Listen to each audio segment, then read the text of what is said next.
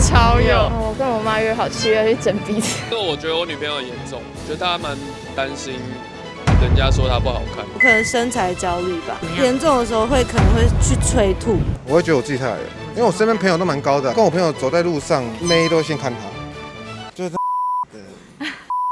容貌焦虑泛指对自身外貌感到不满意，缺乏自信，并容易对细微的瑕疵感到执着。现代社群媒体发达，网络世界仿佛是一场无止境的选美比赛，颜值堪比应得值，人人都在努力加值。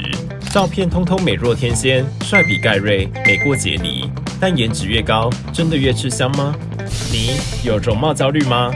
本次哈哈台语隐形牙套品牌战雅、真雅合作，一起来调查台湾闲人们的容貌焦虑日常。首先，这2位大学生都还没开始访问，便开始焦虑了起来。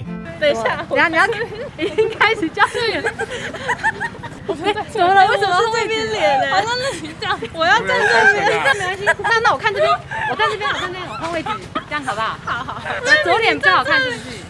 这样我比较大。1小时后，你们应该都知道容貌焦虑，对？你觉得你们有吗？有，感觉到了。会觉得不管怎么样都很丑，就很不想要出门啊。朋友说要出去，然后拍照就不会想拍。我是会心情很差，有时候会看到镜子，然后被自己丑到哭的那一种。就是可能已经化全妆了，然后还觉得自己怎么还是那么丑，然后在网络上滑，然后就看到很多美女，就觉得好像自己会那么丑，然后就觉得很烦。而对于网络上美女如云，他们感到情绪两极。你们手机追踪很多美女账号，很多，谁不喜欢看美女？也希望自己也变成美女啊，看着心情好啊，可是又会觉得说自己怎么那么丑。你们觉得长得好看的人在这个社会上真的比较有优势吗？有啊，什么优势？面试吧，大家的态度也会对她比较好吧？你们会对漂亮的人态度特别好吗？我会啊，而且我看到美女，我就想要接近她，就想靠近她，然后想跟她做朋友。因为我读辅大就很多美女啊，刚开始进学校的时候，觉得压力超大，就觉得啊，大家都是美女，然后就我一个丑女在这里搞笑。我学校因为我读中，所以就还好。我是刚刚好，你话中有话。这位皮拉提斯老师也有过容貌焦虑，而且这样还没化妆，好随便。然后就是我笑起来的时候，其实是有一边很高，一边很低。你笑看看，没有差很多。就回去看照片的时候，就会发现说，天哪，怎么丑成这样子？我可能身材焦虑吧，严重的时候可能会去催吐。你可能今天就是吃大餐，可能过年，然后趁是很有罪恶感的时候，你就会很想要当做这件事情没有发生过的时候，会用方法就是催出来嘛。但对于身材的焦虑，似乎与他过去的职业有关。那时候是可能当舞者要一直上台，就一直被看见的时候，你就会用别人的视角来看自己，那时候就比较难调试。你们以前当舞者的时候是有什么规定？体重什么40公斤以下？不会啊，但你很胖，老师就不要你啊，这样。老师就可能把你放在很后面啊，没有不要你啊，你就是背景。因为我可能也没有跳很好。对比现在比较健康的状态，我们很好奇他是如何调试心态的。我是交了男朋友之后才比较乐观，因为有一个人可以跟你说你的好。我以前会看不到自己的好，就是他会看到你说，其实你没有想象中那么的差。然后其实每个人都是有他不完美的地方，没有必要一直去批判自己。你也会这样鼓励他吗？他完全没有容貌焦虑，就是他这个头很大，然后他觉得这样比例不好看。那我就是很喜欢头大的人，然后我男朋友是头大大脸方方。就是听起来很吉祥的一个外观这样。如果我可以动的地方，你会想要动哪里？把头变大，因为你喜欢大头的。我喜欢大头，很可爱。各位男性，不管你的头大还是小，都会有人爱你。而不止女性，其实男性也会有外表上的焦虑。像这位发型师就很不满意自己的身高。我想要长高。长高？你现在多高？我现在177而已。蛮高啊。想要再高一点，身高高基本上就赢一半啊。因为我身边朋友都蛮高的，183、186，跟我朋友走在路上，妹都先看他。脸跟身高如果要选一个的话，身高。脸的话也可以去整啊，干嘛？对啊，身高怎么办？我出车祸。出车祸怎么了？那脚断掉就会长高啦。真的有朋友因为脚断掉，他真的长高。他以前就是出车祸，但他真的180几。一个弄不好，直接下半身失踪。东区这位跑车男也曾经为了身高吃过苦头。小时候比较矮，我记得我国中才146，然后就会被同学欺负什么。你们2位成长过程中，或者到现在，你们觉得自己有容貌焦虑过吗？真的没有你其实帅不能当饭吃，那什么能当饭吃？新台币。所以你们以前为了想要变好看、变帅或是变高，有做过什么努力吗？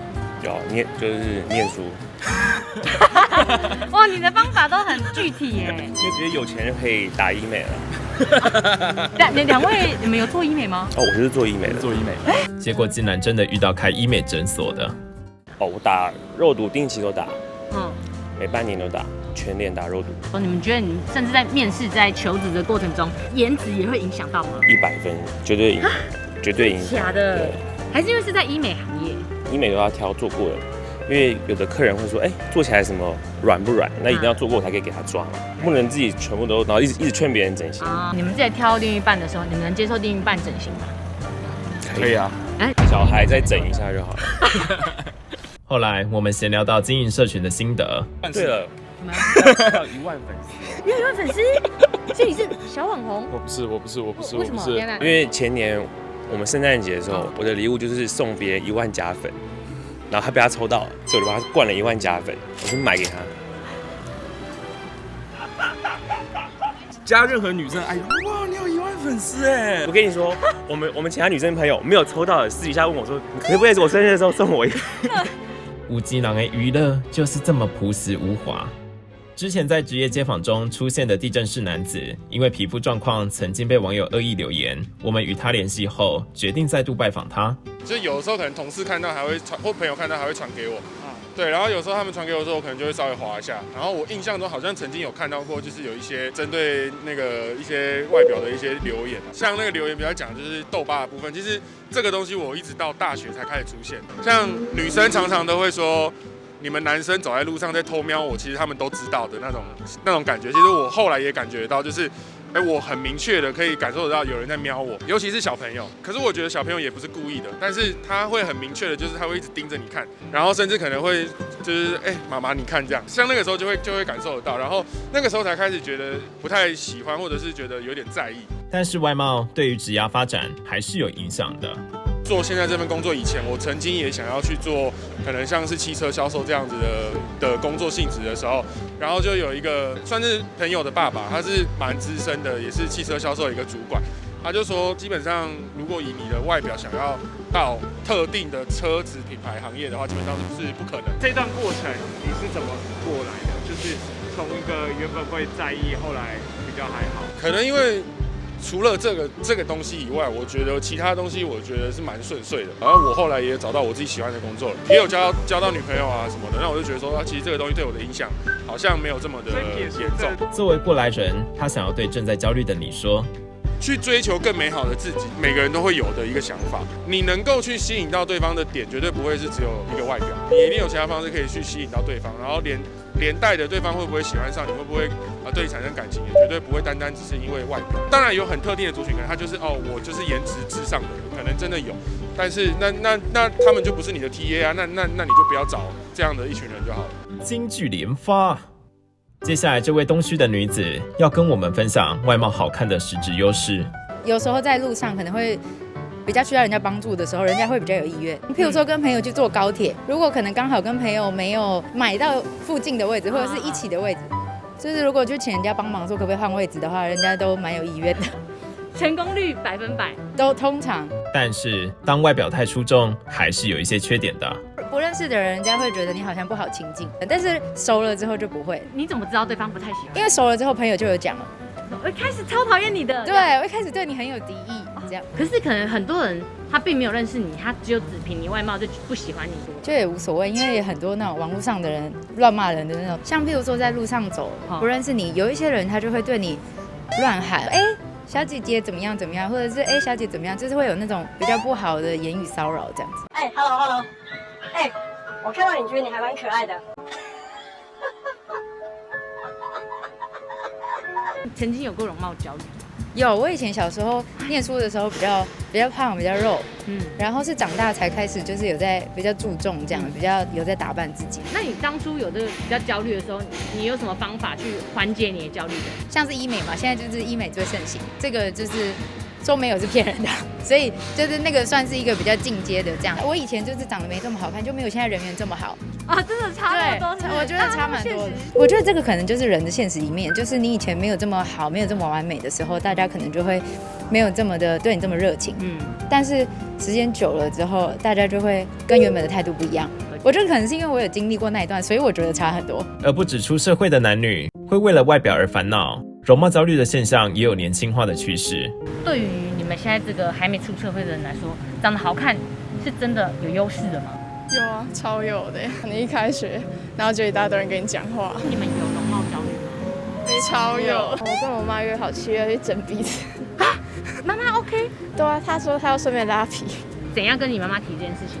我妈自己跟我说你要不去整鼻子。我说真的吗？好啊。等一下，为什么是妈妈主动跟你讲？她可能也觉得自己生的不够完美吧。说，等一下，太聪姐，你听到会有点难过吗？不会啊，我觉得很开心哎。真的哦，因为他跟我出钱，反正我之后自己也会去，就是提早。而且我妈之前也做过。原来妈妈是开刀鼻祖。就是你们为了想要变漂亮，有试图做过什么努力吗？我从小会拿那个晒衣夹，然后夹鼻子。到现在？现在没有，因为很痛，然后好像没什么用。你说你容貌焦虑会到什么程度？晚上比较晚，然后很安静，然后就看着镜子，然后就会流泪。你就觉得哇，自己怎么长那么丑？那你是怎么缓解你的焦虑的？没办法缓解，就是跟他好好相处。我不会要哭啊，那时候有点沮丧，爸爸妈妈怎么把我生这样之类的。3年来的疫情改变了许多事，也让这些年轻一辈对于拿掉口罩有一些恐惧。戴口罩就是遮丑，然后吃饭的时候都要这样偷偷拿下来，然后带回去。有时候可能在学校，然后刚开学，你就会这样，对，就这样，吸管从这边进，都这样进去。所以，假如现在你们拿口罩，你们我会跑走，我会跑走。对啊，你们会去查一些影片缓解自己焦虑吗？这都是漂亮的女生在讲这种话，就超没有说服力的，反而加重那个焦虑，因为她本来就很漂亮，讲那种话。那很漂亮的人就说容貌不是一切，但她就很正啊。超没屁用的，但是没有那么正的都是教他自己怎么变美。这位潮流媒体编辑是个过来人。我以前是那种动漫肥宅，有一阵子会躲避镜子，尽量不要照到镜子，可能就是很容易会看到自己的脸就会别过头这样。然后我觉得像国中、高中大概就学阶段的，就是学生可能比较没有自己的个性或判断能力，就会觉得追求像明星一样那样是比较好的。那个时候的你也是这样的吗？对，但是就是会觉得我不管怎么穿或怎么化妆，我都没有办法比得上我在网络上看到的那些人。然后我也觉得可能在谈感情中，我也没办法就是让对方满意之类的。你现在有容貌焦虑？可能看的东西方面比较广，就会知道美的层面是有很多种的，不管是种族，不管是高矮胖瘦也好，我觉得你只要找到一个自己的风格，还有你的自信，你不管怎么样都可以，就是很好看。我觉得就是这个好像你不管怎么跟有容貌焦虑人讲，什么都没有用。就是他们自己有焦虑，他们可能也会查说要怎么样缓解这些焦虑。我是觉得最有用的办法就是靠时间来淡化这一种心情。